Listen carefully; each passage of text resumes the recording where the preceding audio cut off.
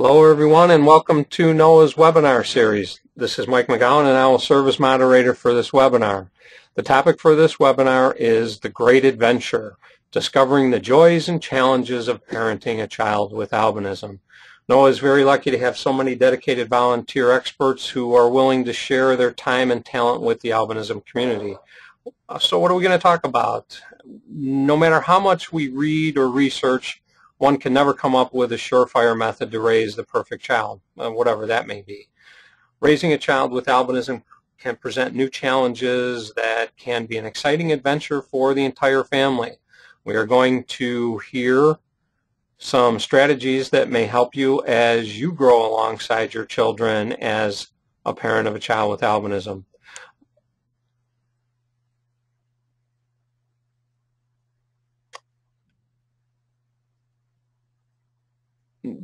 This webinar will be posted on NOAA's YouTube channel within a few days. Our presenter for this presentation is Susan Dalton. Sue is a longtime member of NOAA who has served in a variety of positions in the organization nationally and in Illinois. She is the parent of 3 adult children, 2 of whom have albinism. As a teacher of the visually impaired, certified vision rehabilitation therapist, and faculty member at Northern Illinois University, she has experienced an array of roles in program development, education, and support of children, parents, and professionals in the field of blindness and vision impairment. So, without any further ado, take it away, Sue. Hi, everyone. I'm so glad you're able to join us for this webinar. The title of the webinar, as Mike mentioned, is The Great Adventure, Discovering the Joys and Challenges of Parenting a Child with Albinism. And I'm here to walk you through this great adventure, not as an expert by any means, but as an experienced parent who's been through the joy of raising 3 children, 2 who have albinism. And then also I think what comes into play often is my experience as a teacher and working with families very closely with other children, to just share some of my experiences and give you a little bit of information on what I've done and things I think that worked well and things that might be concerns that didn't necessarily work well, but anyhow, to just give you some things to think about as you go along this great adventure. So first of all, I'd like you to meet the family. This is the Dalton gang. This was from Christmas. And I'd like you to meet the family. First of all, there I am on the bottom row. And above me is my husband, Barney, our oldest son, Patrick. And then second in line is Kelsey, this young lady in the middle, and that's her little baby, Phoebe. Kelsey's husband is James. And then my youngest son is Ed, and his bride-to-be is Kristen. So that's the Dalton gang, and that's when we're posed formally for a picture. And I just thought I'd share with you, too. This is what the real family is like, trying to enjoy ourselves and kind of go through things that everybody else typically goes through as well. Anyhow, the topic that I'm addressing, this parenting topic, when I originally put a presentation together for another group, I was making notes and just addressing certain subject matter that I thought was important. And as I looked at the topics I had written down, I realized that they all had begun with a vowel.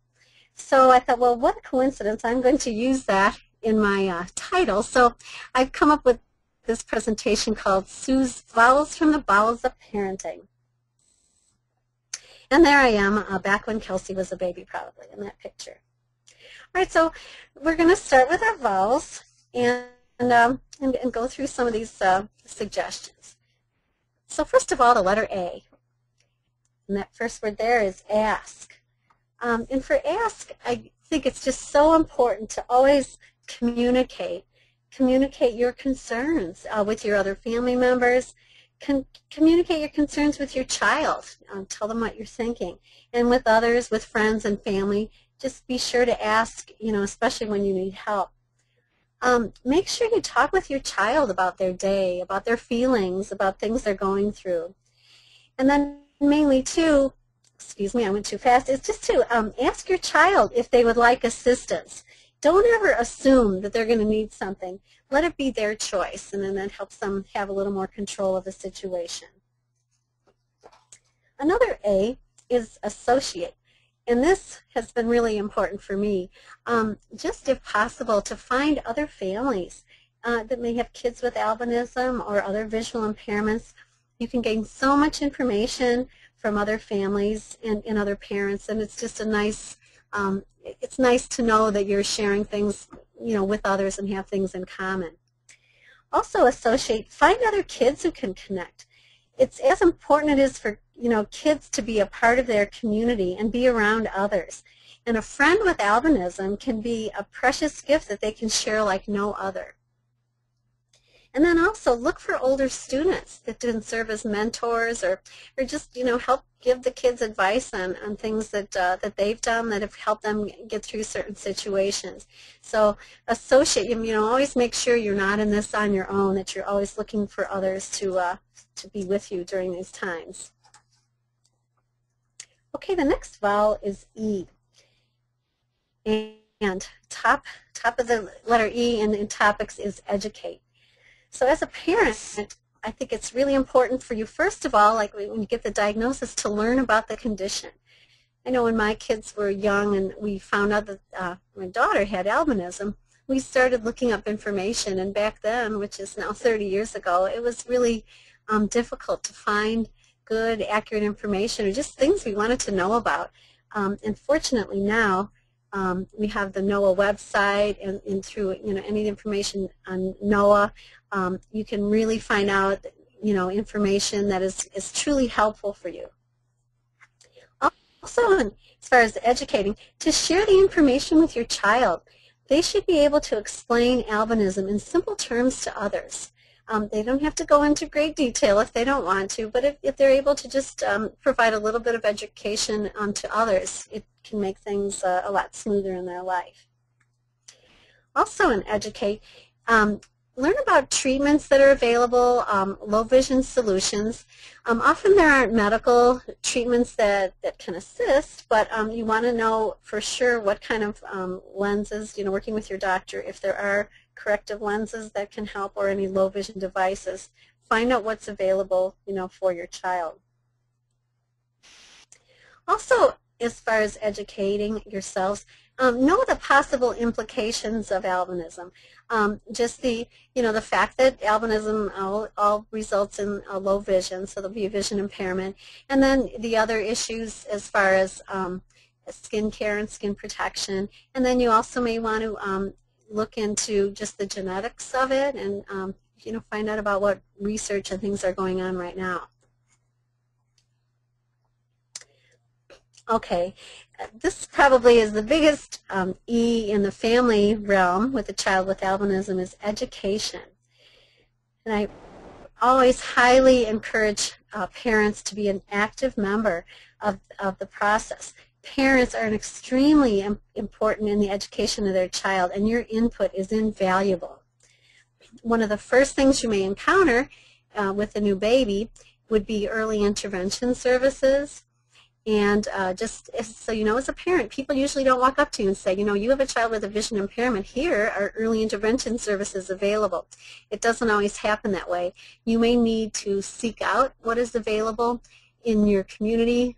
Often in larger cities or different areas, there might be really great services, and then in other areas there may not. So my suggestion is early on to contact, you probably have to go through your education program, and they do not provide early intervention, but they can certainly refer you to early intervention and who would take care of that in your area. Through early intervention, you can let them know you have a child who has been diagnosed with a visual impairment, and they should be able to provide assessments. They would probably do like a functional vision assessment and then just a general developmental assessment to make sure that your child is on track with all areas of development. And from there, you can see what services can be provided, maybe by a teacher of visually impaired, to help work on some skills that might be helpful to your child once they do get into school. This is a real crucial time, and I encourage you to look into services available for that. Also, don't assume, I'm kind of jumping here, but don't assume that just because something is written down on some of the educational plans for your child that they automatically will be done. It's important that you as a parent always follow up, on things that are written down and, keep on top of the system. Once the child gets into school, once they become age 3, they get into the school system. From age 3 to 5, it's usually called early childhood. If your child does need services at that time still, then they can be provided. And then once kindergarten starts, then they're in the regular school system. But the plan that's written down for your child once they're in school is called an IEP. That's an individualized education plan. This is a document that is developed by a team, so it includes you as an important member of the team, and educators and administrators within your district.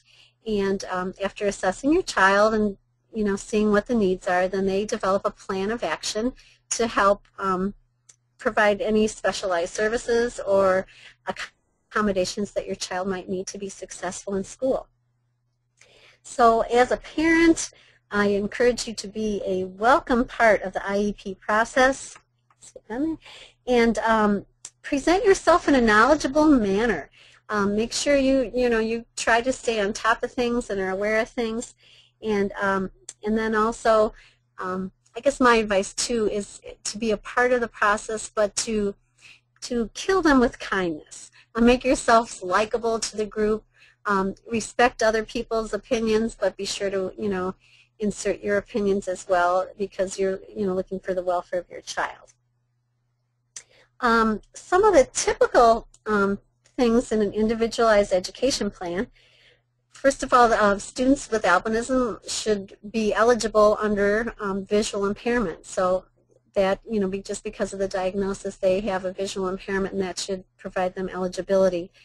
Some children have additional disabilities or learning issues, and those would be, listed separately depending on the needs of the child.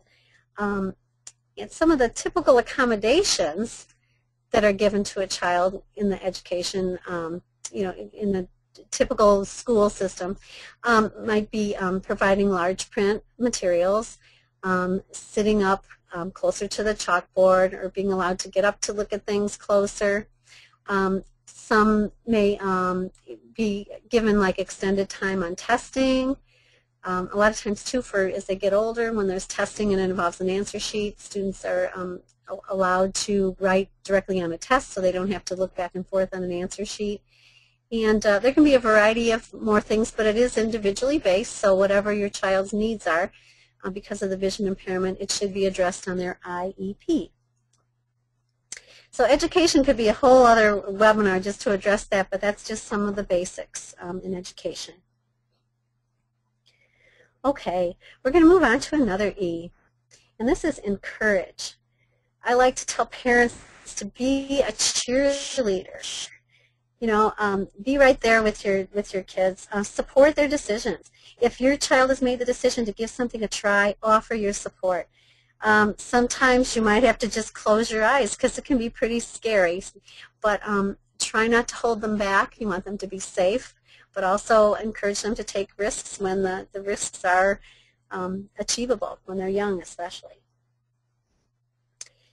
And then supporting their decisions, and close your eyes. I've done that very often, saying, okay, go for it, and then I just can't look until it's over with. But I'm always happy once I open my eyes at the end. These are pictures of Ed running the Chicago Marathon, and actually that's his fiancée, Kristen. She's a runner as well. Okay, another E is explore. Really do your best to provide as many experiences as possible for your child.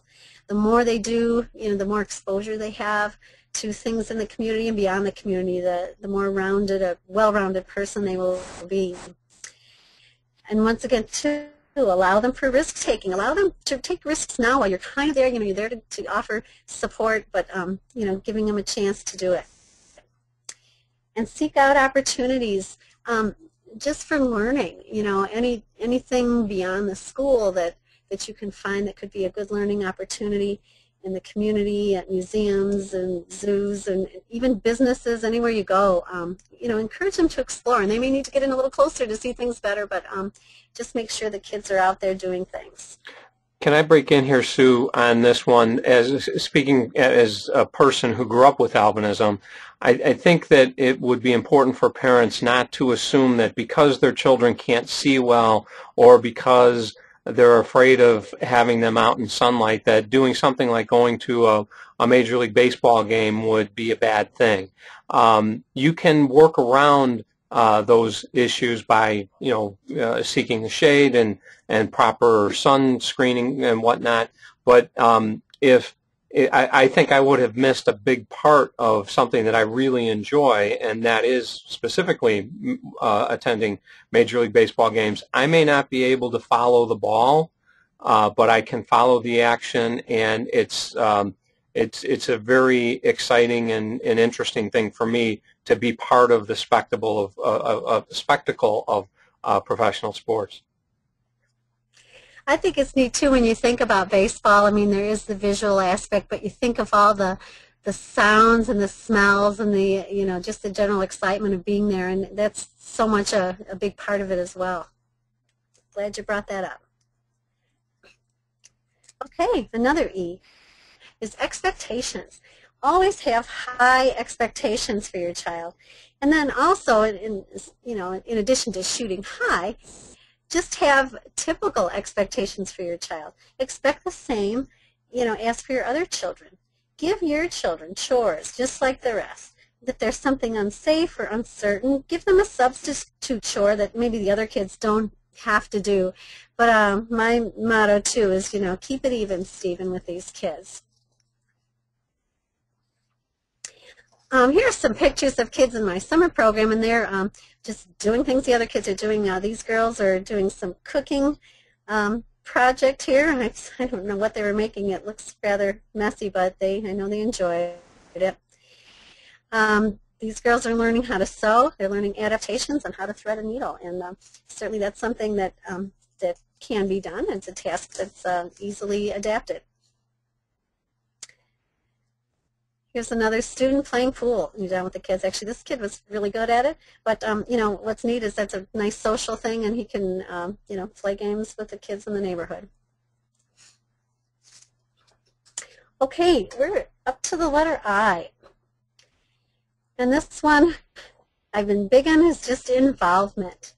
Finding other parents, with whom you can share your concerns. Find other kids. Maybe find kids the same age, find older kids, teens, adults, hear what they've done, find out some of the pitfalls to avoid. And, they also can give tips on how to make things work better, make life easier.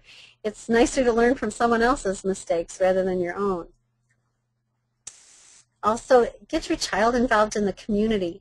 The more your child is a part of the group, the less albinism is going to seem like a difference. I mean, they're just going to be one of the kids the more they're involved.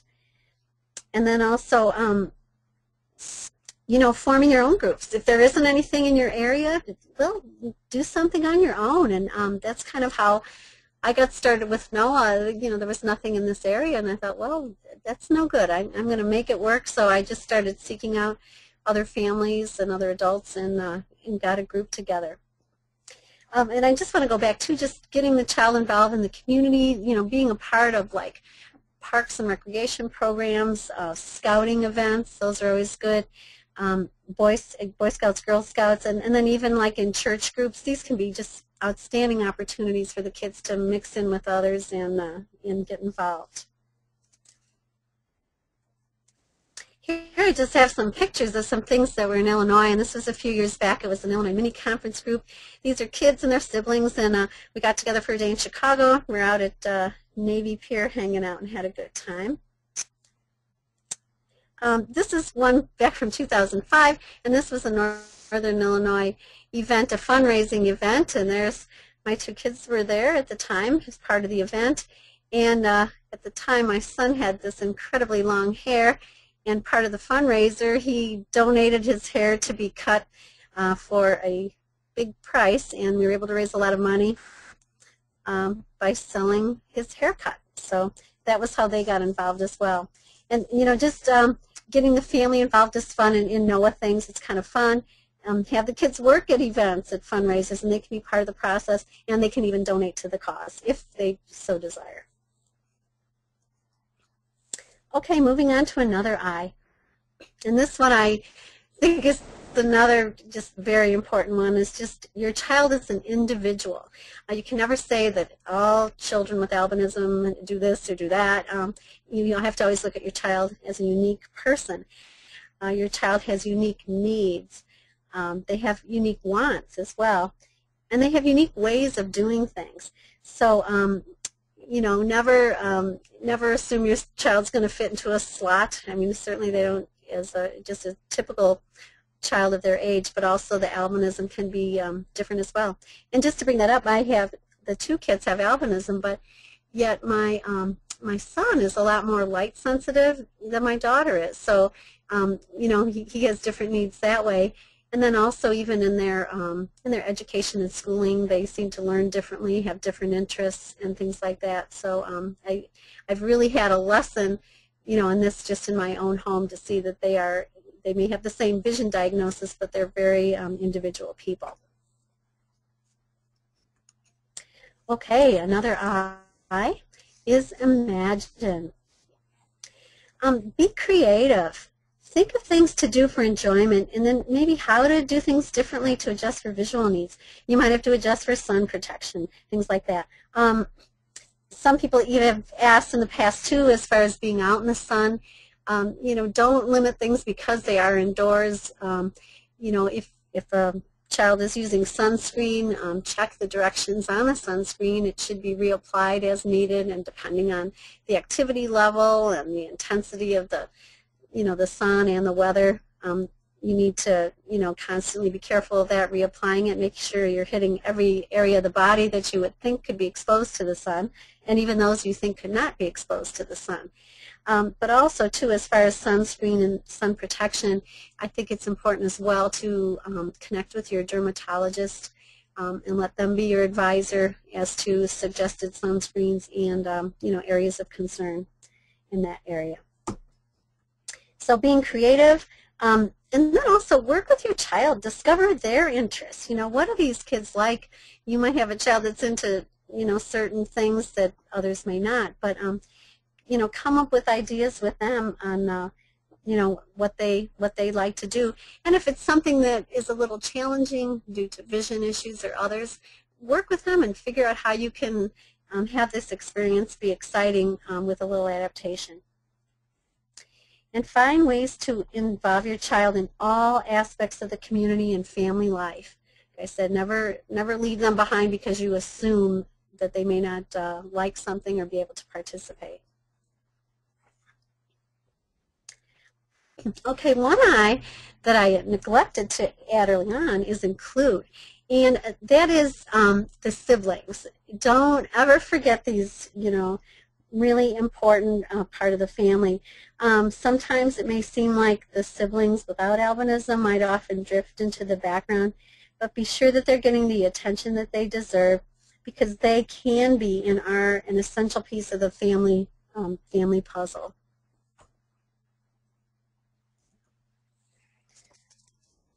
Okay, we're on to O. Be open. I think that's so important. Be able to answer questions that your child might have about albinism. Don't deny things. Be honest, but then don't fixate on it. I sometimes don't like to see that make sure that albinism is just one more small part of your child that makes him or her a unique individual, not the focal point of that child. And then listen to ideas. As much as I think I know what's right all the time, I've learned that mother or father doesn't always know what's best. So be open to ideas from your children. Another O is observe. Watch how things are done. Watch how your child does things. They may, I don't know, I mean, even just like looking at things or doing activities, see how they're going about doing them. Like look for patterns of behavior. How does your child interact with others? Are there areas where you see it might be more stressful than others? And, as long as you're, kind of keeping watch on things, possibly you can, do things to help out. Also, identify fears. See what makes your child anxious, and then figure out how to get through some of these fears. Are they real or are they imagined? And then this part is great, just to expand on the good things. What does your child enjoy? What are they good at? Take off with these things rather than always looking at deficits. I think that happens often in education, especially with the IEP. It's meant to find out the areas of concern. What are the areas the child's having problems with? And then in the school, then you constantly work on the things that are difficult for them. Well, I think just as a parent, and then too as the child gets older, really start finding out, the good things that they do, what they enjoy, and really try to develop these good skills and the things that they're talented at and enjoy more often. And then watch for adaptations. See how your child adapts tasks or situations on their own, and appreciate how they've made their own adaptations to blend in and get by. And the last is find the beauty in albinism.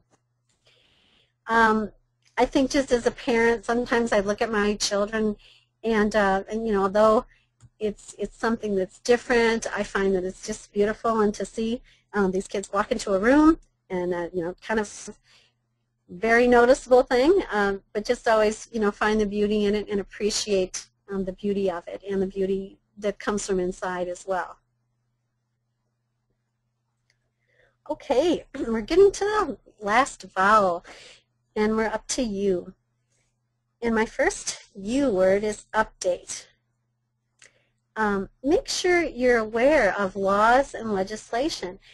Keep abreast of the laws relating to education of students with disabilities. And this would be IDEA, the Individuals with Disabilities Education Act. And that handles kids from ages 3 to through their 21st birthday. And then another important piece of legislation is the Americans with Disabilities Act, which is ADA. And that's a civil rights legislation that makes sure that people are not discriminated against because of their disability for employment and public access. So these are things that you should be aware of. Your child should be aware of these early on so that they're aware of them when it comes to their life when they leave school or in the community and getting jobs and that. So those are very important. And then also, I mentioned too, update yourself on the condition of albinism. Know what's happening with albinism in research and in eye care. A good way to find information on this, of course, is through the NOAA website, but also at the NOAA national conferences. You can learn everything you'd ever want to know about albinism, and and what's good is it's the latest information that's there. Another U is understanding. I think as a parent, understand, like, when do your duties end? When is your job over? And the answer is they really never do. At different stages in life require different levels of involvement and different needs and different ways you can help. So understand that, you're there at the beginning, you're the main person, from very early on. But then as your child gets older, make sure that you're understanding your role as a parent. It might be different. And sometimes the best parenting is when you start stepping back and teaching your child to kind of spread their wings and take off. Another part of the, I'm sorry, I jumped ahead. But one thing under understanding is I added the subject of driving. And this came to my attention, especially through my daughter when she was older, actually after the fact, and she had written an article for the newsletter for NOAA.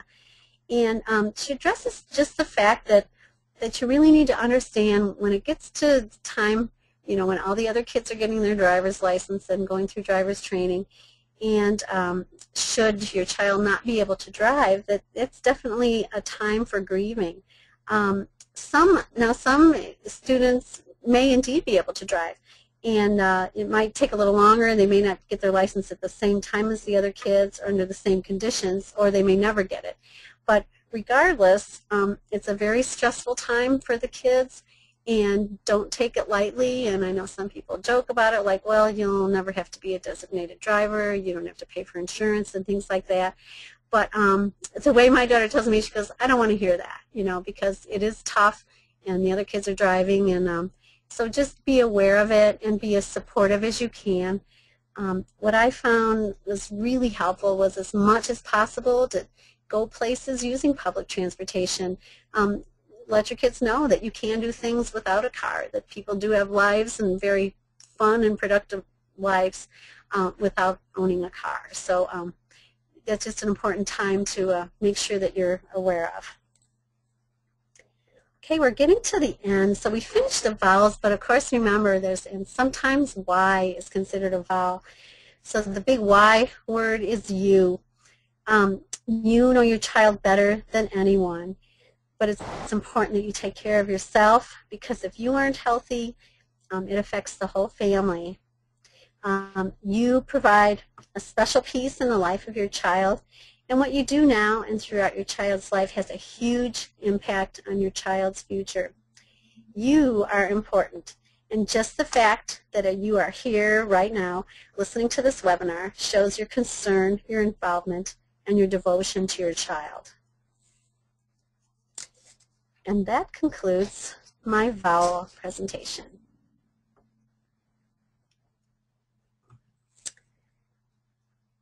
Okay, Mike?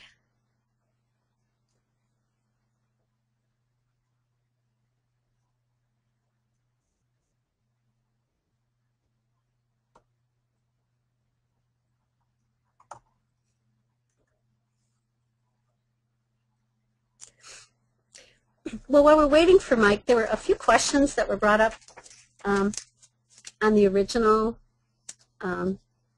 presentation, and I thought maybe I could address some of them. Sorry about that, Sue. One question that was brought up by a parent. Sorry about that, Sue. I went on, but I had muted my microphone. Oh, okay.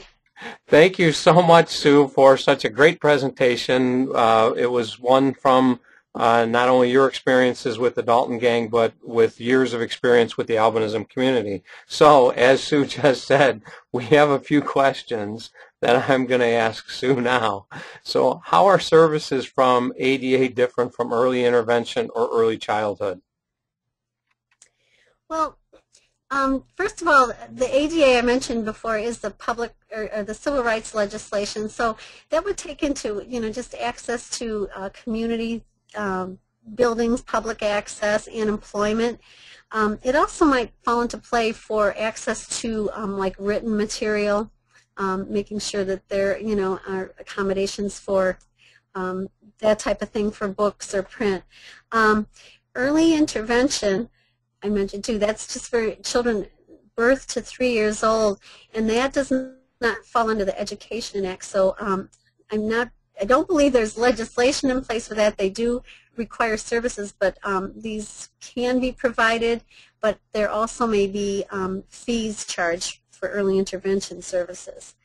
And then what was the, and then the next division is like early childhood, would be like the children who are 3 to 5 years old, and these are services that would be provided by the school system, and then generally too those are covered under education, so there shouldn't be fees charged for those. But then you have to, the child has to show like you know, a deficit in certain areas of ability to become eligible for those. Okay, the next question, I think I'm going to take a shot at answering, and you can add anything if you would like, Sue. The questioner asks, are there any recommendations for any specific precautions for the eyes? Well, as Sue said earlier, some light sensitivity is a part of albinism, and again, with different children, it's going to be different. Some are going to be more, or some are going to be less light sensitive. But any protection for the eyes is basically along the same lines as what you would do for the skin. If you would like your children to be wearing sunglasses when they're out in the in the sunlight, and those sunglasses should have UV protection in them. Another thing that is a very handy and easy fix that helps with the light sensitivity of people with albinism is a cap or a hat with a brim of some kind.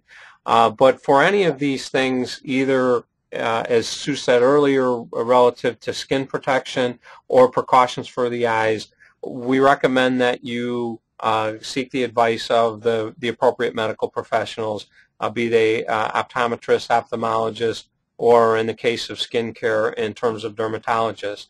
I'd also like to remind you that on NOAA's YouTube channel, there are some other webinars that specifically address things like what to expect from a low vision examination, and there's also a webinar out there specifically dedicated to sun protection. Do you have anything to add to that, Susie? No, just in general, you know, as far as tinted lenses or whatever, that can vary, you know, for the individual. But the thing in my profession to watch for just in general is just UV protection. So any kind of lenses to make sure they have UV, because even with aging and things like that, the fair eyes are more prone to other age-related diseases that are affected by ultraviolet rays. Okay, the next question is, are there any resources that you know for getting monoculars, electronic magnification devices for home use because the school doesn't provide them? Yeah, okay, that's really common. The school is obliged to provide accommodations and equipment for your child, you know, while in school to, you know, enhance their education. But they are not obligated in general to have things for your home. So some students are in need of these devices for home, and that can be a challenge. My recommendation mainly would be to contact local Lions clubs. Those are based locally, so you can't pretty much go to the national office. You have to find a local club and see if they would be willing to support some funding for the purchase of this equipment. You may also check with some low vision centers have used equipment, some stuff that's been turned in by people that have purchased and then are no longer using it. So I would also encourage you checking with them. Okay, if a child has an IEP and moves to another school district, does the IEP transfer as well? And do the services remain the same? And this is a three-part question. If the student has some technology devices from one school district, can they transfer along with them? Okay, that's a really good question, because when a child does move, the IEP indeed does go along with them. When you go into a new school system, though, they'll probably reconvene the IEP meeting to go over the needs and to make sure that, you know, that everyone's in agreement with those, which they should be. The issue is, though, equipment does not necessarily transfer. It depends on how it's set up in your state, though. In the state of Illinois, we have a repository for all equipment for students with visual impairments. So equipment, you know, comes from the state center. This stuff is more easily transferable. But in general, the equipment is owned by the district or the agency. The special education program owns that equipment. So you very well could be in a case where if you move maybe to a different state, that you would have to turn in that equipment, you know, to the original district and then have it purchased again by the new district. But I guess especially if you're moving, to check into this well ahead of time so that you're prepared and that the new school setting can have that equipment available for your child. And at the risk of sounding like a broken record, if you're listening to this webinar and you're looking for more information about the IEP process, we also have a webinar out there that provides an overview of how individualized education plans are put together. And in addition to that, NOAA has a resource online on our website, and it's called the CARE project, or the CARE program, and that stands for Create Albinism Resources for Education. And what that project has been all about is collecting IEPs and other related documents for different age groups from different states, and they cover different needs. And they're meant as a guideline for you. We're not recommending a standard, this is one size fits all. Each child is individual, and as Sue pointed out earlier, their needs are individual. These documents that have been turned over to NOAA have been redacted, removing the personal information out of them, and they've been organized on our website so you can take a look at what some of the possible accommodations that you might want to consider for your child. And another question, as our child is getting older, they're more conscious of their appearance. As parents, we find that, of course, our child is beautiful, but how do we help them with situations when they're getting comments from other kids or other people, especially the mean kids? How do you deal with that? And again, sounding like a broken record, if you want more information on this, there is a webinar entitled Stares, Smirks, and Shoutouts that specifically addresses this issue in great depth. But in general, this is a tough one, because it's inevitable that your child, no matter how much you want to protect them, they're going to run into something like this. They are going to get the rude comments, and there is no absolute correct way to deal with it. I think a lot of it depends on how you or how your child is feeling at the time when that happens. Sometimes you can brush it off with humor. Sometimes there's an opportunity to educate. Sometimes you just ignore it. And to be honest with you, sometimes people, when confronted with this, because of how they're feeling about themselves that day or about the world that day, they may react, in a more aggressive way, or in a maybe a negative way. This is a real common experience, and what I think you'll see in the webinar is that it's a good idea to think about how that makes you feel and how you would react to that. And again, it's something that I think that, unfortunately, to one degree or another, you're going to have to deal with it at one point in your child's going to have to deal with it at one point in their life. Do you have anything to add to that, Sue? No, I think you stated it well, and just my theory is, the proactive thing, by, the more the kids are involved and a part of many groups and many activities, that the less likely they'll seem different. So, to think about that from the beginning. And our last question for the webinar is, what kind of jobs should a 17-year-old with albinism look for or not? This is a good question, and I think it goes back to some of the points that Sue made earlier, and that I talked about a little bit in terms of limitations. There are not many jobs that I could think of that you wouldn't have your child look for at age 17 or 18 or whatever. I did a number of jobs as a young person, and I've literally met people with albinism, hundreds of people with albinism, who do just about any kind of job that you can think of. They're probably not going to be highlight players, and they're probably going to have a hard time flying a commercial airliner, but not too many 17-year-olds play jai-alai or fly commercial jets. So, you know, my advice would be to not really look for the limitations and emphasize more getting them something that, you know, in this day and age, anything they can get would be good. The experience of working and earning money is certainly very important, and that once, you know, once they get on a job, to work on what accommodations would be they would need to do that particular job. They may have to do things a little bit differently because of their low vision, and depending upon if, you know, they're working outside, there may be something that you have to do differently. When I was in high school, I was a concrete laborer and I worked outside, and one of the accommodations was that I wore a hat, and this was a little bit before the sunscreen era, but I wore a long sleeve shirt. So, and that's what I have on that question.